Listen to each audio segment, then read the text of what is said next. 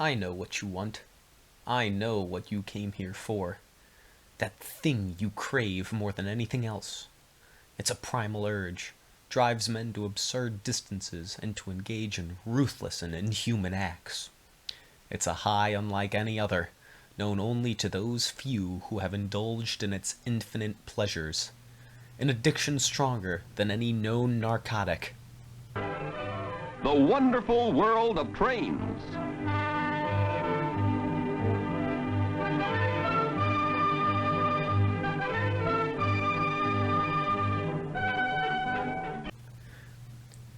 Okay, so before we talk about the locomotive, we need to talk about steam power. So the first steam engines were novelties around the 1st century AD in Rome. Basically, you had a ball with 2 pipes sticking out of it, filled with water, and when you heated that water up, steam pushed it around and the ball would spin. And that was basically all you could do. Then, in 1712, Thomas Newcomen built the first practical steam pump, which delivered a whopping 5 brake horsepower. By the end of the century, Richard Trevithick built the first viable steam engine in 1799, and the first locomotive 5 years after that. So, trains promised comfort, speed, and safety, and, well, they really only delivered on speed, around 20 to 30 miles per hour. There were all sorts of horrifying rumors about them, that the speed would suffocate the passengers as they traveled or suck women's uteruses out of their bodies. That's true, also. And trains initially would often just go straight down the streets. There is a certain design element in several steam trains known as the cow plow, and it's called the cow plow because it would quite literally plow the cow out of the way, which would sort of destroy the cow and anyone in the path of the train, or the cow, but, you know, the train would stay okay, which, when your trains are as expensive as they are, that's pretty necessary.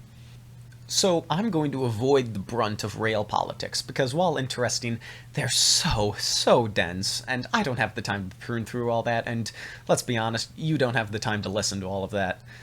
But generally, despite wild safety failures and general discomfort while riding, the train expanded like all hell, partially due to sort of insane business contracts and companies that knew how to exploit those contracts. So what did that look like in St. Louis? Well, rail spread to and from St. Louis like it did to any town, really, but there was something that got in the way. The river. So the Mississippi River was great and everything, but you couldn't really get across it without a boat, since there were no bridges. Which was awesome if your name was James Piggott. Now, James Piggott was granted a license to operate a ferry between St. Louis and Illinois Town, which is now East St. Louis. That ferry service was sold to Samuel Wiggins, who operated it until 1828. In 1832, Wiggins sold the Wiggins ferry service and about 800 acres of land in East St. Louis, including Bloody Island. Bloody Island side note. After its first appearance above water in 1798, its continuous growth menaced the harbor of St. Louis. In 1837, Captain Robert E. Lee, yes, that one, of the United States Army Engineers devised and established a system of dikes and dams that washed out the Western Channel and ultimately joined the island to the Illinois shore. So, thank you, Robert E. Lee. That's going to be taken out of context, isn't it? In 1870, the ferry began porting rail cars across the river, 1 car at a time, until the 1874 completion of the Eads Bridge. Because of increased reach of newly constructed railroads, river shipping trade had declined in importance compared to the antebellum years, and with Chicago fast gaining as the center of commerce in the West, a bridge was conceived as a solution for St. Louis to regain eminence by connecting railroad and vehicle transportation across the river. And although he had no prior experience building bridges, because of course he didn't, James Eads was chosen as chief engineer for the bridge. Now, steamboat interests successfully lobbied to place restrictions on bridge construction, requiring spans and heights previously unheard of. This was said to maintain sufficient operating room for steamboats beneath the bridge's base for the foreseeable future. The obvious purpose here was to require a bridge so grand and lofty that you just couldn't build it according to conventional building techniques. The steamboat parties planned to prevent any structure from being built in order to ensure continued dependence on river traffic to sustain commerce in the region. These pressures resulted in a bridge noted as innovative for precision and accuracy of construction and quality control. This was the first use of structural alloy steel in a major building construction, through the use of cast chromium steel components. The completed bridge also relied on significant and unknown amounts of wrought iron.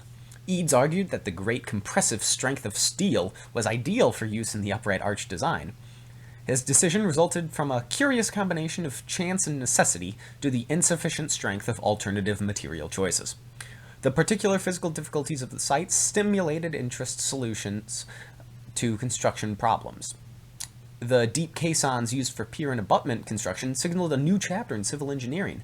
To build the bridges, Eads implemented a building method he had observed in Europe, where masonry was set atop a metal chamber filled with compressed air. Stone was added to the chamber, which caused the caisson to sink.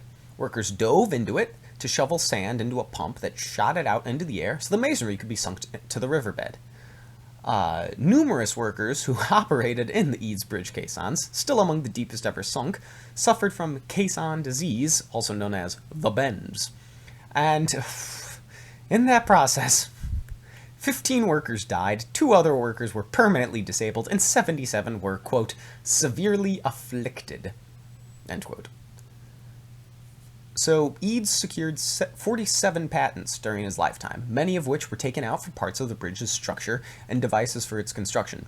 President Ulysses S. Grant dedicated the bridge on July 4, 1874, and General William T. Sherman drove the Golden Spike, completing construction.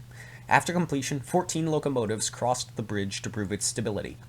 On June 14, 1874, John Robinson led a, quote, test elephant, end quote, on a stroll across the new Eads Bridge to prove that it was safe. A big crowd cheered as the elephant from a traveling circus lumbered towards Illinois.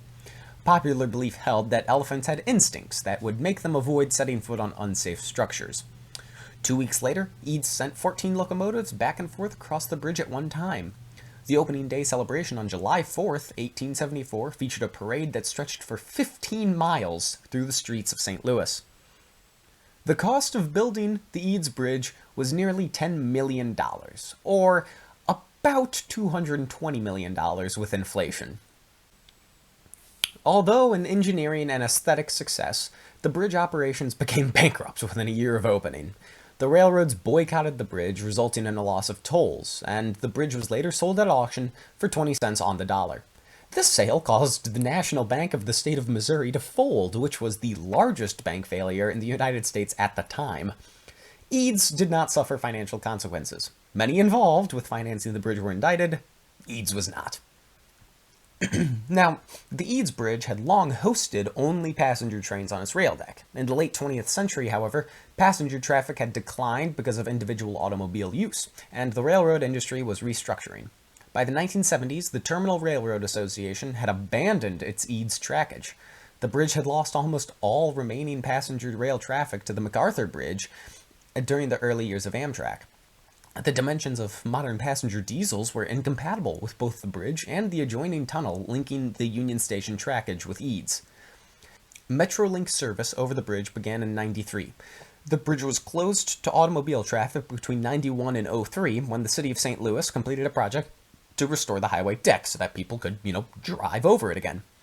The bridge was designated as a National Historic Landmark in 1964 in recognition of its innovations in design, materials, construction methods, and importance in the history of large-scale engineering practice. During the bridge's construction, the New York Times called it the world's eighth wonder. On its 100th anniversary, the Times architectural critic, Ada Louise Huxtable, described it as among the most beautiful works of man, which is a pretty bold claim, I'll admit.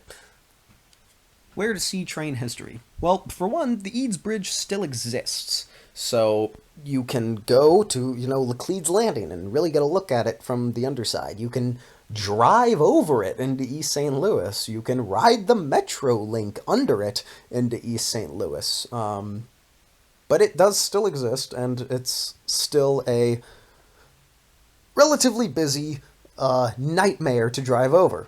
Also, the Museum of Transportation exists. It's in West County. It covers trains. It covers just about everything that you may need to know. And also, well, Union Station. While it's not operational as a station anymore, though there is an Amtrak station not terribly far from it, the history behind Union Station is still fascinating, and you can easily read more about it or check it out because, downtown is cool to see and Market is a cool street. So pop out to Union Station and check it out. Plus, an aquarium's going in. If I'm not mistaken, it'll be done in 2020. So, win-win. You get to see fish and you get to learn about trains. What more could you possibly want, All right, thank you for tuning into this video, which was shockingly late. Everything happened all at once. But the video did come out, and you got to see your good train videos. So, who loses? No one, except time, I suppose. Thank you all for watching. I'm still Gabe Leapak. Enjoy the rest of your day, or night, or morning, whenever you're watching this video. Doesn't matter to me. Ricky, it's time to go to bed. Come on, dear, it's getting late. You can return to your wonderful world of trains tomorrow.